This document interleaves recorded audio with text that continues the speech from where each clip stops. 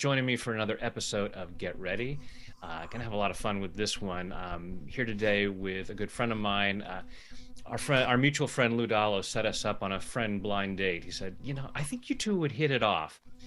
And he was right, and we've had all kinds of great conversations since then. So let me tell you a little bit about Anand Rao. He has his degree in theoretical physics from Cambridge, UK. He made it very clear that that was the real one in the United Kingdom. Spent 25 years as a consultant in the oil and gas industry, and then in the late 90s started getting into personal development and went in pretty deep, and has been teaching a lot of the great ideas that he's learned. And I'm very happy to introduce you to him. Welcome, Anand. Hi Brad, good to be here. So what we've been talking about the idea of love and money, because these are two of the main things that people say they want to have more of in their lives. And you were talking about how it's important for people to have a foundation for that. So why don't we start there? Yeah, absolutely. So of the big three, love, money, and health.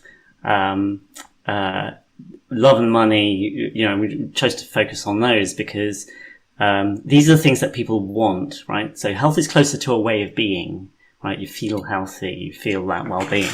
But love and money, the way they just kind of describe it is people say, I want love. Like it's a, you can go down to the shop and get like a kilo of love, or, money used to be tangible. You could actually collect it under your mattress. We can't do that anymore. So increasingly the idea that these are energies, and often so when I say we, myself and my co-trainer, we train coaches, but we really are branching out this kind of love and money strand because I think there's something deeper than just the, wanting, as we know, this material world, wanting stuff, right? So in terms of foundations, if you just chunk up from love and money, which are kind of, kid words, I guess, through to that love goes to connection, right? So what most humans are looking for is some form of deeper connection, not just to the world, but to themselves, to others.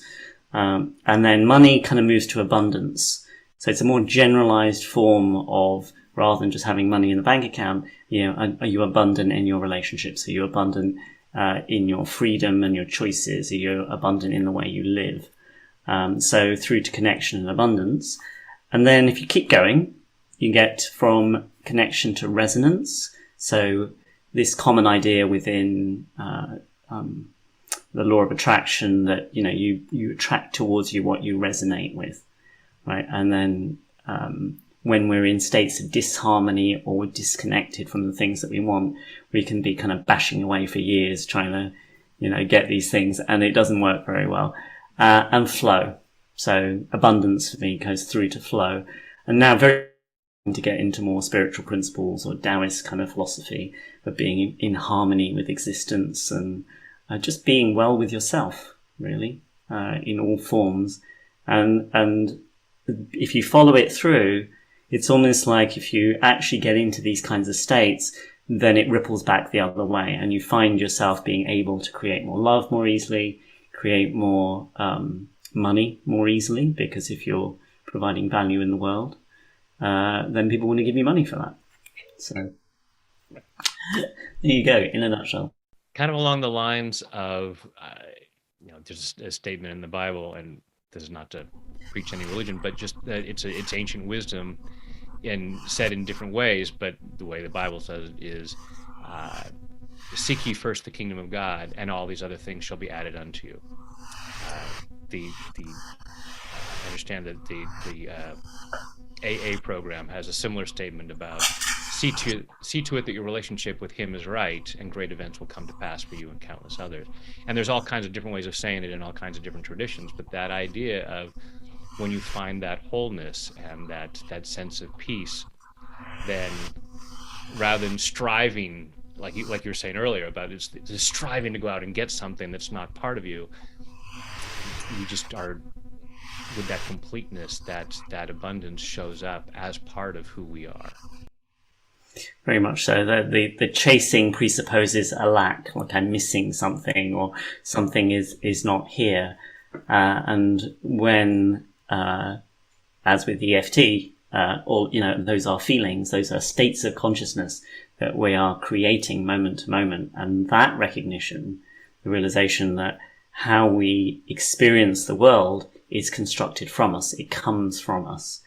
So two people can have the exact same experience, and one person can think it's amazing and another person can be miserable, because that joy, I like this phrase, the Zen you take to the top of the mountain is Zen you bring down with you. Or, I'm reminded of in Star Wars, if you haven't seen those films, you've got to go and see those films. But in the second film, Luke Skywalker goes into a cave and he's kind of freaked out and he doesn't know what's in there, the tree cave in The Empire Strikes Back. And he starts to put his weapons on, because he's kind of in threat. And Yoda says, the mentor says, your weapons, you will not need them, because he talks funny. And basically, made a living out of it. And so the hero puts on his weapons anyway and says, what's in there? And that's the line, only what you take with you. And as we go into the world, if we're going with this constant kind of, that what I want is always just a little bit further than my reach and my grasp, then we'll go through life with a certain level of kind of unsatisfactoriness. That is not. Philosopher Buckaroo Banzai, I believe, who said, wherever you go, there you are. There you are. Exactly. And so in terms of foundations, so people want more love and money in their life. That's kind of, on this planet. These are two kind of cornerstones of those three that I mentioned. And what I notice is if people don't have foundations in place, and what I mean by foundations is certain internal alignments. And classically, if you went to therapy, that would be what happened in your childhood and what was unresolved, that needed to be dealt with at the time. And what I've done in, let's say, it's been about 25 years now, is that many people only have kind of one thing that they do, kind of one arena. And I kind of looked across all these different maps and models that people use in different areas. Ken Wilber, years ago, I read this thing that he said you need practices for your mind, practices for your body, practices for spirit, waking up, practices, and practices for shadow. And I suddenly realized that actually I had nothing for my body. It's like, oh, actually, what about this thing here? There's something below my neck. What? What's going on? It follows me around. Exactly. And so if we have a kind of a more complete map, so today I want to go through a few different kind of ways of looking at things and people approaching personal development, then we can pinpoint or target where we may be missing something, right? And with that, if there's a piece missing, then we might endlessly be struggling in ways that are not necessary. And it's not uncommon for people to, do 5, 10, 15 years of personal development and not really get the outcomes they're looking for because they've had, quote unquote, a piece missing. In terms of their transformation, actually, there's nothing missing. We're always whole and complete. So that's really what I've tried to do, is find, 4 or 5 major elements of, if these are handled, looked at, taken care of, that suddenly is kind of wholeness and integration starts to appear in your way of being. And from there, you start making better choices, your relationships improve, you take better actions in the world, and you're not afraid to. You can have a go, live your life. And from there, the abundance and the connection comes. So, which is what we want. Absolutely. Yes, more happy people. How do we get there? How do we do it? Right. So, one of the key areas, I think, which is kind of hinted at from therapy, which is to look at your childhood. But the challenge there is that what used to happen is when people went into kind of that kind of therapeutic investigation, is some of them fell down a hole and they never came out. Right. And to me, it's a bit like this. If you are doing something in order to heal, resolve, fix, solve, which inevitably, if you're suffering in some way, you're going to pick something to try and do that, that whatever it is that you've picked, on the one hand, you're practicing it so you should get better and don't need it anymore. On the other hand, though, you're actually literally practicing in that environment. So for example, let's use the therapy example. When someone goes along and they have a challenge or a problem in their life, then every time they go, they're saying, I've got this problem, I need to solve it. Right? And if the problem doesn't get solved fast enough, people can build whole identities around this. Right? And so the advantage of certain methods and processes, so EFT is one, there's a whole range of what's called psychosensory methods. Havening is another, Stephen Porges, the polyvagal theory, and moving directly towards the body. Because when we're kind of spinning around in our heads, we tend to go around in circles, right? So that's one of the elements, is bringing back to somatic practices and back to what's happening in your physiology, what's happening in your body. And the body's always in the present, this idea that your body is always now. So if you're feeling something now, this feeling is happening now. And that is a message, that is a communication, right? So if we come to the body, and very early on in our lives, everything was somatic, right? Before we had language, before we had an idea of who we were in the world. And here's how I think it works, is that we know that when we're very young, we're in delta brainwave states. So our brainwaves are very slow. And as we move into this kind of imaginative, creative 4 or 5 years old, we go into theta brainwave states, 4 to 7 cycles per second, then into alpha, and then into beta. Now, we know from kind of how our brains work that memory is state dependent. And so I know in your programs, when you do those little meditations at the end, you're putting people into these kind of alpha and theta states. And we're literally going back and accessing some of these states where deeper reprogramming, rewiring becomes possible because we're animating and activating those states. Then when we combine that with things like havening and emotional regulation techniques, we can move through anywhere in our development where we've got stuck, where we've kind of got caught up, where we're fighting against, internal values and problems, thinking the world is not safe or that other people are not safe. And we can relatively quickly move through these things. And what starts to happen is health in terms of feeling well-being, feeling more content with yourself. And so many things in life become less resistant, less resistance. We get into more flow states. So those are kind of a couple of elements of the types of practices. So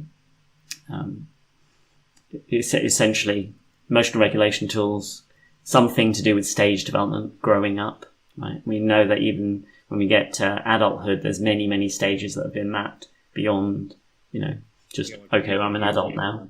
Yeah, exactly. Didn't stop there. Don't just stop. Keep going. You're 16 years old and now you're stuck at a plateau. Exactly. 16 to 80. So I look back at my 40s and it's like, I can't believe how underdeveloped I was. I love this idea that when people get the idea of parallel selves, living in parallel realities, that you might have a parallel self that's super successful and enjoying it, himself or herself. And in some programs, people start to get envious or jealous of their parallel self, which is kind of strange. But it's the same principle, which is you can use our imaginations in order to repattern how we come to the world and how we experience the world, actually. And then just to cap that off, waking up practices, so any practice that lets us step out of what we were lost in or immersed in, and we can see it, we can make it object. So whatever we were stuck inside. So if you think about when you were teenage or in your 20s, now as you step back, literally, kind of metaphorically and literally, I guess, you can see what you were lost within, right? And that is the process of not only growing up, but also waking up as well. So we kind of know how this works. There's various different models. If you kind of put them all together, you can start to build a system that moves people through these developmental stages relatively elegantly. They experience more well-being, more flow, more ease in life, and more love and money. That's kind of the idea. The misunderstandings from the past, or the misconceptions of things. It's like, okay, at that point, that's the meaning that I took from this situation and decided I need to limit myself in this way. So I always talk to people about don't your self-sabotage is simply misguided self-love. Be compassionate with yourself for how you're limiting your love or you're limiting your money because part of you got confused at some point in the past and just said, "Ooh, that's not safe to have that," or "It's wrong to have that," or "I don't deserve it," or whatever it is. And so what you're talking about is pulling back and going, "Oh, okay, I totally get it. I love and forgive myself for being confused. And now let's remove that confusion so that I can let things get better." I'm reminded, and the other thing is when we're young, we literally get stuck in dilemmas we can't solve. Right? In mind states that seem to have like, well, I want A, but then I won't get B, but I want B, but then I won't get A. Right? And so if you've been in these kinds of push-pulls in your life, then this capacity to step back and zoom out, these techniques exist in NLP, parts integration. You literally step above both parts, ask each part what does it want, and see if you can find some kind of resolution between the two. But I like this, I think this is from Robert Keegan, which is little Johnny's in the kitchen, right? And he's baking cookies with his mum, and he's perfectly happy. And the dad says, "I'm just popping out to the shops. I'll be back shortly." And little Johnny bursts into tears, just inconsolable. Mummy says, "What's wrong?" And he says, "Well, I want to go to the shops with Dad."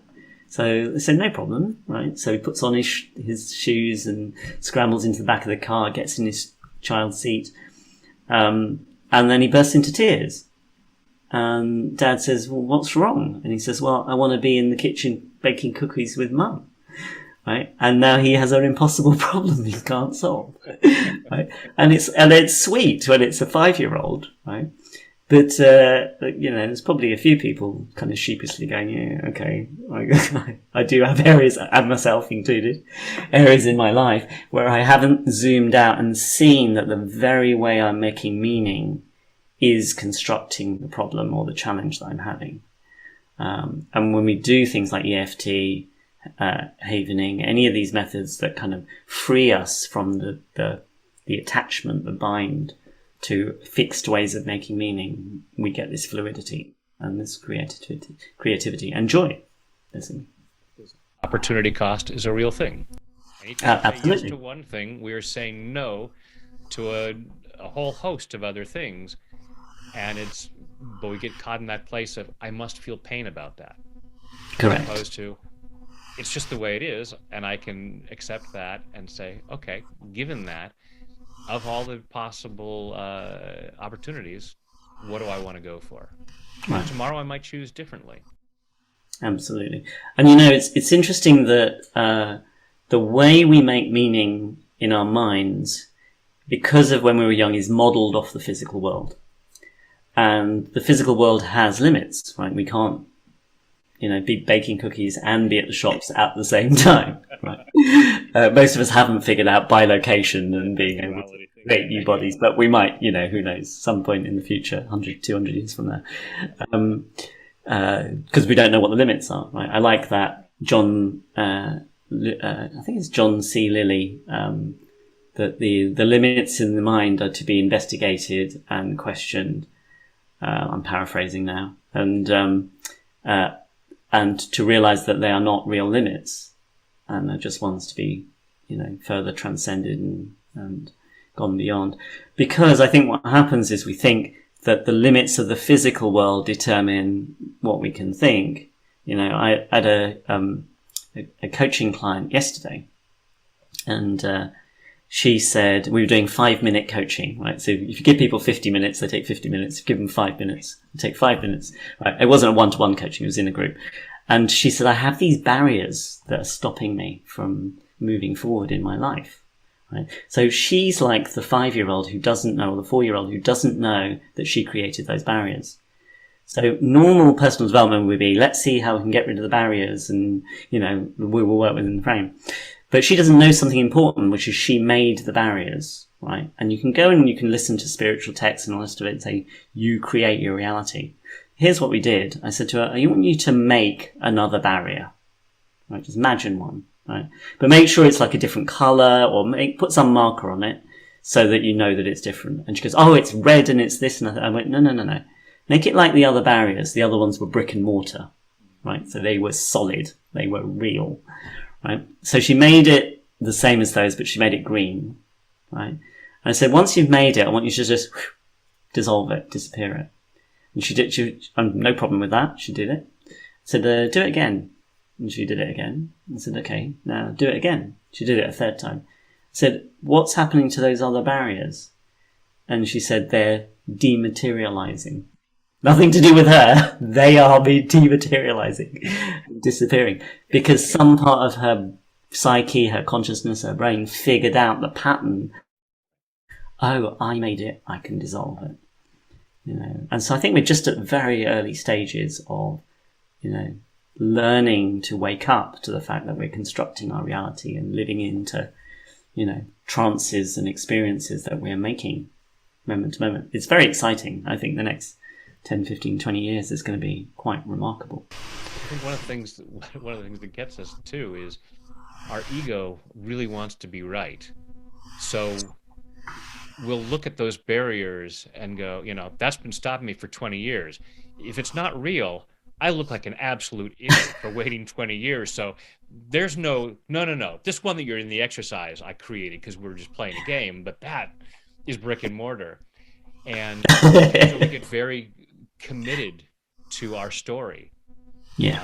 And as a way of defending ourselves, and totally get that. And then we, as you said earlier about, the issues, the limitations, and whether it's in terms of our mental well-being or our finances or whatever it might be, we define ourselves, and it becomes part of our identity.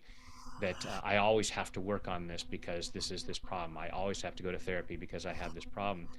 And we get very attached to that identity because who am I without that? If I don't have this, I'll get up in the morning, look in the bathroom mirror, and I'll have to call 911 and report there's a stranger in my house. And it's allowing ourselves to recognize that that's not who we are. As you had said earlier, we're not missing anything. We're whole and complete, lacking nothing. And all these other things are stories, and it's and using the self-regulating techniques like havening or EFT or whatever it is to allow ourselves to calm down the nervous system and go, it's okay. I know that you think that this is who you are. I know that you think these limitations are real, and that there's no excuse for your situation if it's not real. And you don't have to deny, defend, or justify the past. You did the best you could at that time. That's right. And now, let's pull back. Yeah. And, the nice thing about all these tools and techniques is if you get upset about the fact that you feel like you've wasted 20 years, then you can just tap here, tap here, tap here, and clear that up. Because, and this is the other thing about stage development, right? So if you move into a completely new way of being, you're talking about, in a way, essentially homeostasis, right? Staying within the range of what we feel comfortable with. And if we start to actually seriously consider healing, growing, evolving, changing into a completely different way of being in the world, part of our mind says, we're going to lose everything we had, which is, of course, a lie, right? So when we let go, this is, a key idea. When we let go of our attachment to things, our brain tells us we're going to lose that thing, right? Which is kind of what happens in the physical world. If you're not holding on to something and you let go, it drops and you don't have it anymore. But this is not how our minds work, right? And we can let go of attachments to things, create freedom for ourselves, and those things don't go away. And really oddly, they tend to kind of amplify or multiply. So, if someone's dating, being really clingy and trying to possess someone is, they'll run screaming from us, which is, maybe goals are a bit like that. Right? We need to court them and invite them to come and visit. And the other thing about stage development is when you move through these stages, right? So these are people like Robert Keegan, Suzanne Cook-Reuter, Terry O'Fallon, Bill Torbert, all independent researchers in adult development that kind of map a similar way in which we kind of move through stages of maturity into kind of complexity and into more spiritual levels of ways of being able to handle more fluidity, more uncertainty, without getting freaked out, being able to handle multiple perspectives, and being okay with that. What is clear is when people get to the place where they think, oh my God, that looks so complicated, once you're there, it's easy, right? So what is completely baffling for a 4-year-old, for, a 14-year-old is trivial, right? And it goes the same way. So. Yeah, so a lot of it is having faith in ourselves. I can move ahead to this. I can handle this. And that's I think I find that a lot with in terms of things like love and money is one of the biggest things that limits us is an internal fear of I can't handle it.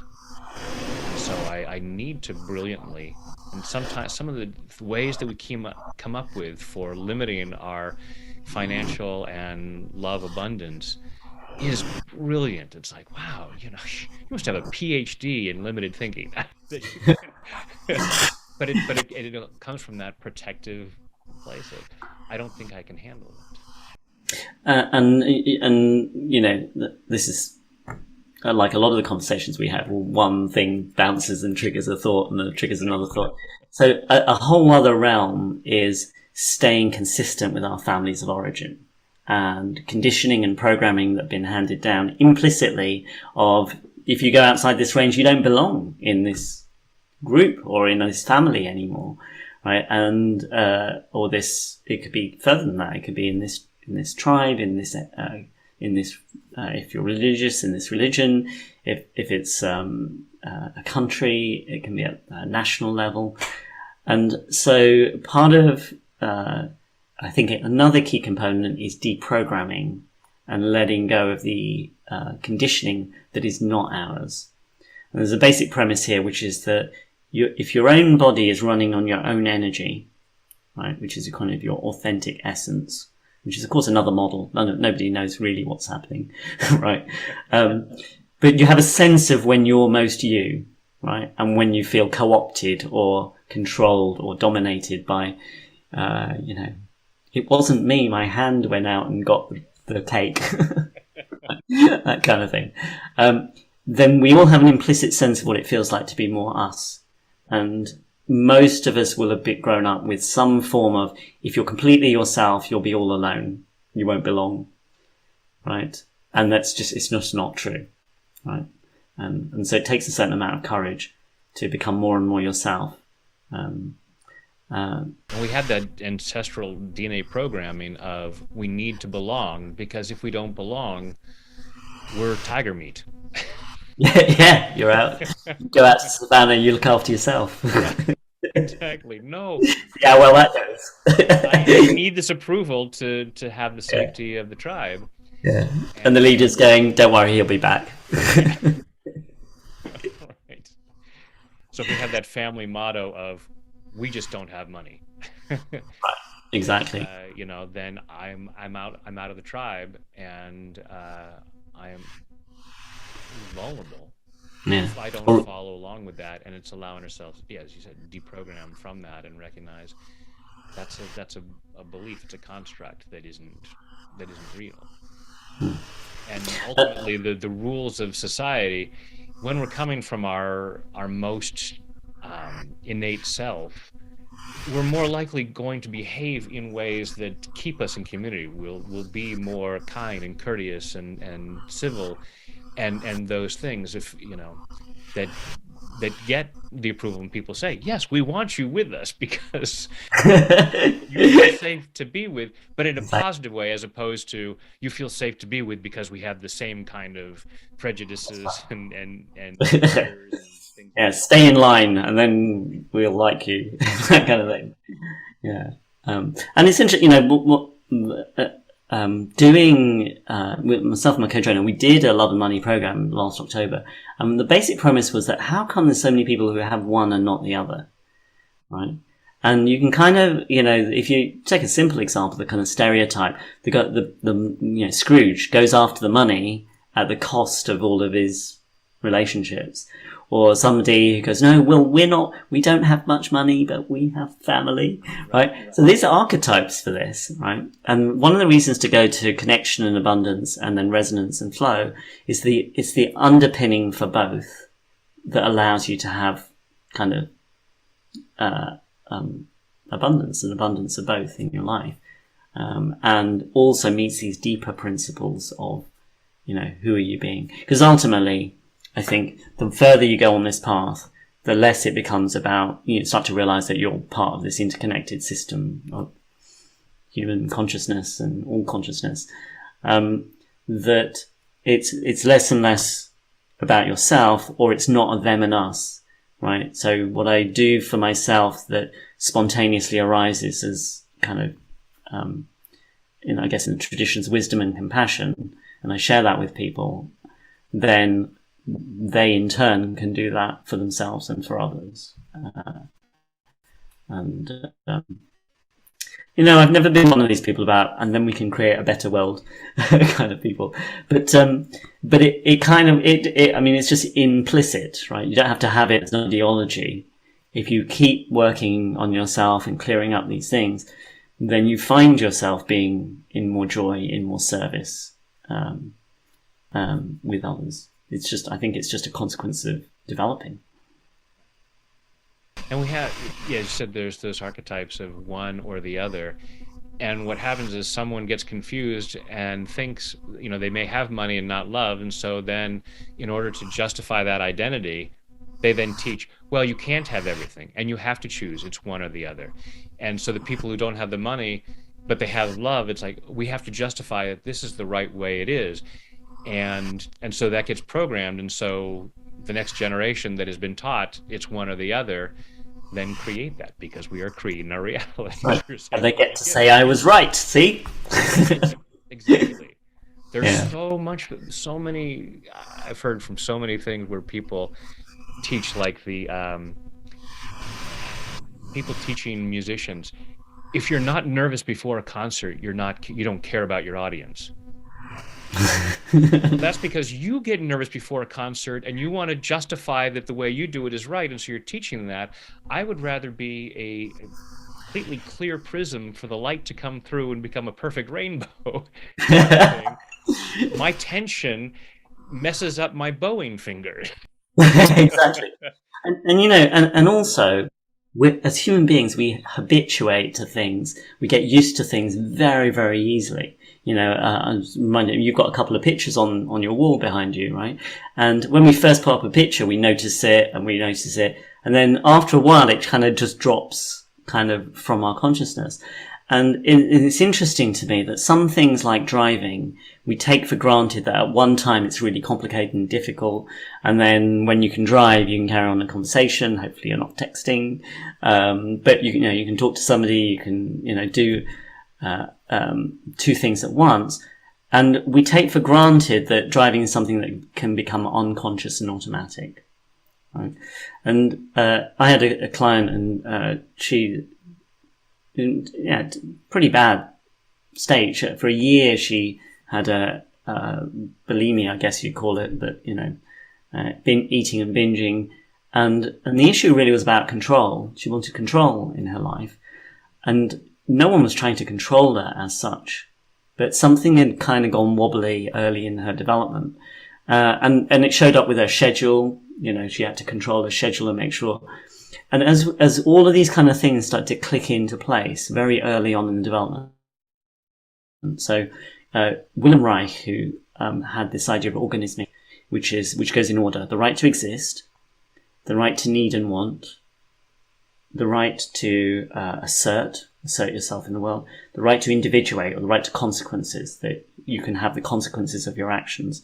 If you constantly take away someone's consequences, they never get the hang of the fact that they can be responsible for the actions they take in the world. And the right to love and be loved. And, as in her physiology in her body, she started to feel more stable and coherent and grounded, the eating challenge went away. The need to control her schedule went away. The trust in her own energy and her own decisions went through the roof. Her sister said, I don't even recognize her. She never lived away from home. She moved to British Columbia for a couple of months. Now she lives in New York by herself. She's got herself an apartment, and she's off, right? 21. And rather than some of us, I'm 51. It took a bit longer to get, because we didn't know all this technology. We didn't know all this stuff and how to apply it more immediately. And so one of the things she said is, it's like I trained my nervous system to just drop what wasn't useful to me. right? So a bit like the driving the car example, this doesn't have to be this endless thing if we have the idea that at a certain point your unconscious is going to get it and will kind of auto clean, for want of a better way of putting it. And so we need to bring in these kinds of ideas that actually that this is not some endless, you know, perpetual. Who's the guy trying to climb up the rock, up the hill and keeps falling back? Sisyphus. Pushing the rock up there, Yeah. Because I mean, if you keep pushing a rock up the hill and it keeps falling back down again, that's not a fun way to live life. yeah. You know? So So I know you've got a couple of free trainings coming up where people can go even deeper in this. So, folks, please check out the link to find out more about that. But in the meantime, just thank you so much for sharing this information and helping people build a better foundation for more love and money. thank you. Thanks very much. Bye for now.